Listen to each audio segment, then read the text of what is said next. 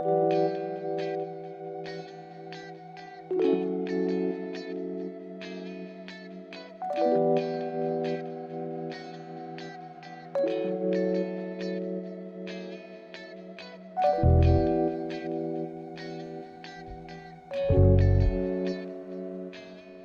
and welcome to an episode of Historically Marked.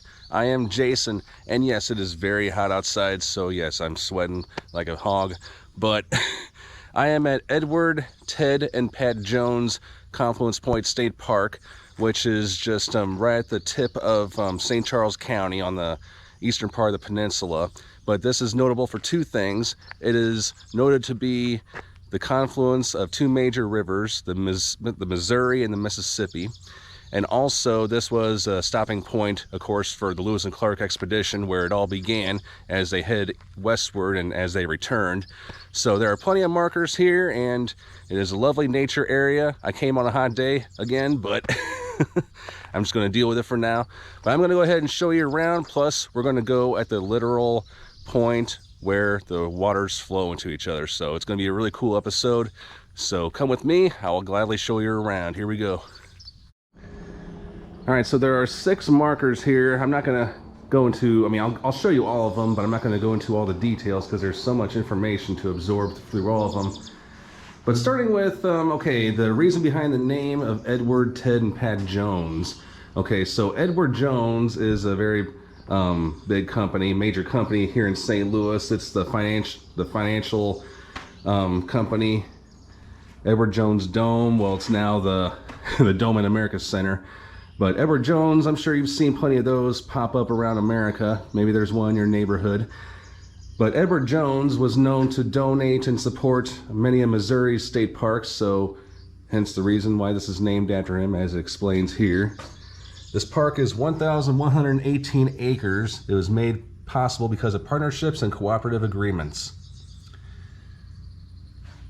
Now, there has been talks about extending the Katy Trail, which I haven't really talked about in any of my previous episodes, but it used to be a railroad, but they've made it into a bike trail. It is the largest rails to trails thing in America, and they were talking about extending it here all the way to this point, but nothing has been done as of yet.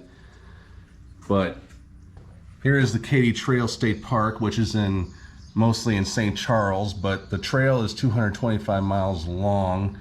I'm not a biker, but if I were a biker, I would definitely make this a huge trip. I know several people who have, and also in St. Charles is the first Missouri state capital, something I should do an episode on, and another one right here, Scott Joplin House, in Babbler State Park. This is basically all talks about all the Missouri state parks and the ones around here. Another one, Castlewood State Park. I don't know how recent this map is. Now, I did an episode on the Battle of Athens, which is up here. And then this is just a painting. Well, I shouldn't say just a painting, but it's a depiction of what is believed to have looked like a foggy morning on the Missouri River in 1804. This was done by a painter from Washington, Missouri named Gary Lucy. But that just goes to show, how dangerous it was, because you didn't know what to expect weather-wise or all that, because if you had to deal with fog, it's no different than driving in the rain or driving in fog. Now, this has so much detail, and Lewis and Clark in Missouri, there's so many markers around the trail, but this talks about in detail, like where they went, like this is where they started, this is how they came from up the river as they were preparing their expedition, and so forth. And then this talks about how what people thought of the confluence at the time, like they wrote in their journals. But here's some notable ones right here. I'm not going to show you all of them, but William Clark wrote, after part of the day, the wind so high that the view of the Missouri appeared dreadful, as the wind blew off the sand with fury as to almost darken that part of the atmosphere. This added to agitation of the water APD. Truly gloomy. All right, Mr. Negative. I'm kidding. All right, so 1872, Mark Twain wrote describing from a steamboat trip from St. Louis to St. Joseph. In fact, the boat might also as well have gone to St. Joe by land, for she was walking most of the time. Anyhow, climbing over reefs and clambering over snags patiently and laboriously all day long. No record is left in my mind now concerning it, but a confused jumble of savage-looking snags, which we deliberately walked over and with one wheel or the other, and of reefs which we butted, and then retired from and climbed over in some softer place. And here's some cool paintings. So yeah, this one goes back to 1832 by George Callan. I mean, it looks almost the same as what we're going to see. And then this is the entrance of the Kansas River from the Missouri River. Wow. Yeah, going on a whitewater rafting trip, are we? And there have been times where I've seen so many trees and sticks, and yeah, that's what they had to deal with. And then this is what, I mean, I'm not going to show you all of them, but a lot of people had some great perspective views of the confluence, like Joliet and Marquette in 1673. I never saw anything more terrific. A tangle of entire trees, of branches, of floating islands, issued from the mouth of the... Okay, I can't read that, but that one could not attempt to cross it without great danger. The commotion was such that the water was made muddy by it and could not clear itself. Okay, that's interesting. And now this here is a painting by that same painter, Gary Lucy. Talks about the men camping right at the confluence, drinking whiskey, as it says here. Oh man, I mean, I knew they had to be away from their friends and family, but definitely was a party zone as it looks here, as they leave behind their loved ones. Now, I'm not going to show you all the detail of this one, but this one mostly talks about many different things, such as the Native American tribes, and talks about how, you know, the Missouri meets the Mississippi. So now we're going to head up the trail. It is 0.3 miles and estimated hiking time 9 minutes. So it gives you warnings, like if there's been a recent flood or heavy rains recently, yeah, it may be underwater, or you'll experience some of the harsh elements of nature like bugs and whatnot. So here we go. So now this is the point where you have to make a decision whether you want to go that way or that way. It's best to go that way. That takes you all the way to the literal confluence of the rivers. But if you keep following the sidewalk, I'll just show you what happens. Yeah, it just takes you up this hill, and let's see. Wow. Okay, there goes a piece of sidewalk that takes you into the river. Nice.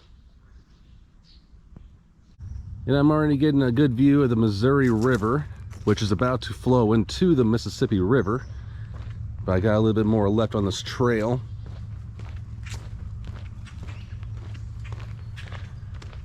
But, you know, it's also one of those opportunities you get to experience nature and appreciate every single bit of it.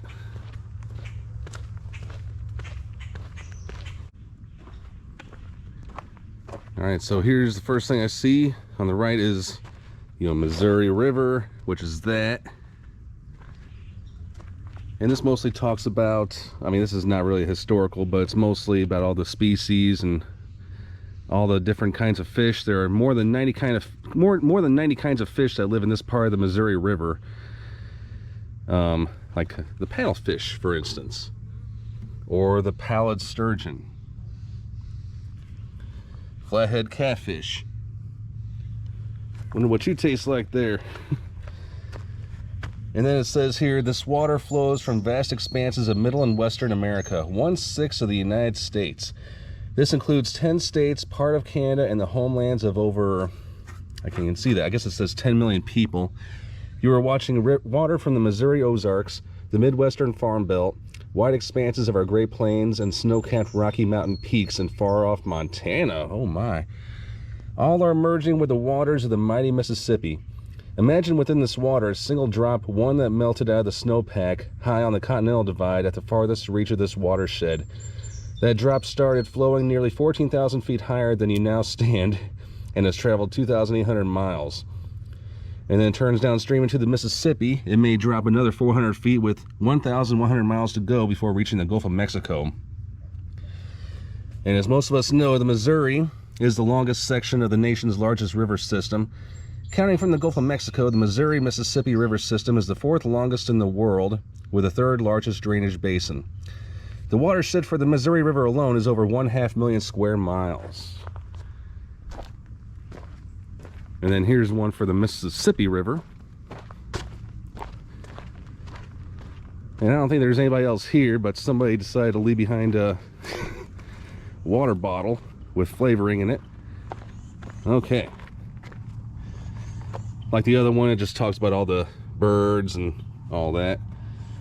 But the Mississippi River, as it says, it begins as a small stream leaving Lake Itasca, hope I'm saying that right, in North Minnesota. There it is about 20 to 30 feet wide and 3 feet deep, with a slow current that only passes about 50 gallons of water per second.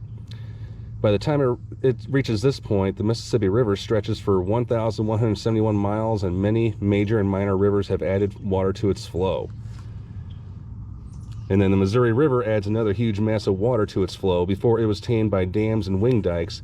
Early travelers both feared and marveled at how the river changed at the entrance of the Missouri. A geographer wrote in 1780 of how Missouri River mud discolored the Mississippi River all the way to the sea. And then more big rivers, often named for the states that they pass through, will join on its way to the Gulf of Mexico, which again is 1,100 miles away. The Ohio, the Arkansas, and the Tennessee will mix their waters with those of the many rivers upstream. By the time the Mississippi reaches New Orleans, this river will be 3 miles wide, up to 100 feet deep, and send over 4.5 million gallons of water every second into the Gulf of Mexico. Very interesting stuff. So this marker right here talks about Lewis and Clark, and yes, they have been here obviously at the confluence point, because, you know, St. Louis as a result was founded about 10 miles south of here because of this. But they camped out, the men camped out somewhere around there in Wood River, Illinois. There is a restoration of all the cabins and all that, which I should do in a future episode.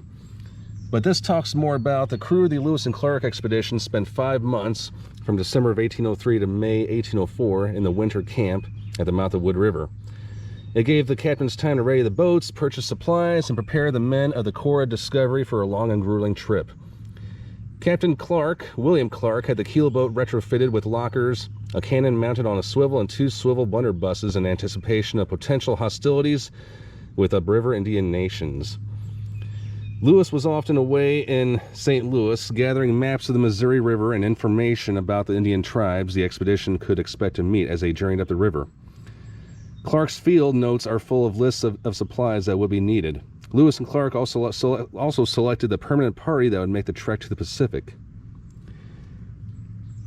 So, I mean, there was a lot of preparation, like where Clark would attempt to calculate how long the journey would last, assuming a pace of 10 or 12 miles per day. But he underestimated the difficulty of crossing the Rocky Mountains. Yep. The captains relied on maps that only guessed at much of Western geography. So he underestimated the distance to the Pacific Ocean by about 1,000 miles. And this is what they took along, like pork, flour, and corn. And then on May 14th, 1804, the Lewis and Clark expedition crossed the Mississippi River and headed up the Missouri under a gentle breeze. Now, although lively debates continue about where the journey began, Captain Lewis wrote in his journal that the mouth of the River Du Bois, or Wood River, is to be considered as the point of departure. The 2 great rivers have changed course more than a mile to the east since 1804, and the location of the 1804 Wood River camp is now on the Missouri side. Okay, that's some interesting stuff. I mean, there's a lot more details. And then here's some of the people who were part of it. But then in 1806, they returned to St. Louis. They made their final camp at Fort Bell Fountain, which is like maybe a mile or 2 on the other side of the Missouri River. I hope to do an episode on that. And that was only built a year before.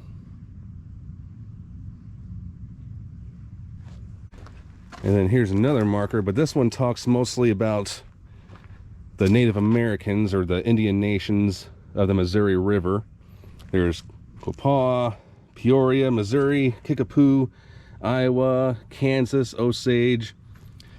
And this is some of the goods that they traded, like the beads, shirts, mirrors, tobacco. I mean, all kinds of stuff. All right, now we're gonna head down there. All right, now we're gonna go into the part where the two rivers literally meet. And we haven't had much rain in the last 2 or 3 weeks. It's been a really dry summer. I mean, we had a couple of days of rain here and there, but it has dried out. I'm sorry to scare you, Mr. Seagull. And a lot of times this is underwater, believe it or not. So what I'm standing on, believe it or not, can be underwater. Now, Mississippi River right there, that is the Confluence Tower. I'm going to do an episode on that sometime in the future. That's in Hartford. Really cool place to go because you get to see a better view of the confluence. I don't know what 406 means, but I guess they don't want anybody to stand any closer. All right, so this is about as far as I'm going because I obviously don't want to get muddy, even though it's all sand, but still. So anybody who does this, do so at your own risk. But I'm going to go ahead and give you a little 360 of what this all looks like. And if you look at those lines right there, I mean, you can definitely tell it's cool watching those two waters mixed. That, of course, is Illinois. And right over there is Columbia Bottoms Park, which is in St. Louis County. Now, I'm literally stepping in St. Charles County, so I am just right at the eastern tip of it, which makes things a little bit more interesting. I don't see no animals or fish jumping out, but they do discourage fishing here, as the signs say. And then, again, that river takes you all the way to St. Charles, Jeff City, Kansas City, St. Joseph, Omaha, and a bunch of other cities. So bizarre. I know, like I said, I geek out these things. All right, thanks so much for tuning into this episode of Historically Marked. I am Jason, and I am at the confluence of the Missouri and the Mississippi rivers. I mean, I really geek out when it comes to geographical places like this, especially if I live not too far from them. But it's definitely cool that it's a peaceful day too. It's not too hot. It's a little humid, but again, I hope you appreciate this scenery as much as I do, and I hope you do take the time to come out here sometime and experience this, not just through the video. So I am Jason at Edward, Ted, and Pat Jones Confluence Point State Park in West Alton, Missouri. Signing off.